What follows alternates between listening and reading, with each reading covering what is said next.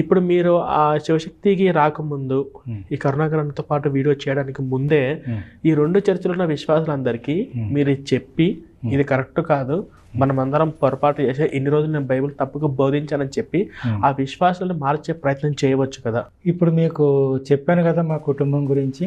అవును, మేమంటే హిందుత్వంలో నుంచి క్రైస్తవ్యంలోనికి వచ్చాం. అవును. అలాగే కొంతమంది పుట్టిన కాడి నుంచి క్రైస్తవ మార్గంలో ఉన్నవాళ్ళు కొంతమంది ఉన్నారు. ఓకే. చర్చిల్లో ఎక్కువ వాళ్ళే ఉంటారండి. పుట్టిన కాడి నుంచి కూడా ఇప్పుడు నేను చర్చికి వెళ్ళాను అనుకోండి, నా కొడుకు చర్చికి వెళ్తాడు, వస్తాడు. అలా వచ్చిన వాడే నా కొడుకు కానీ నా కూతురు కానీ. ఓకే. అయితే వాళ్ళలో కూడా అలాగే ఉంటారు.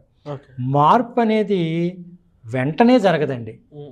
మార్పుకి కొంతకాలం పడుతుంది. అదే సార్, ఇప్పుడు కొంతకాలం పట్టినా మీరు ఫస్ట్ చెప్పారా నేను ఇన్ని రోజులు బైబిల్లో తప్పుగా బోధించాను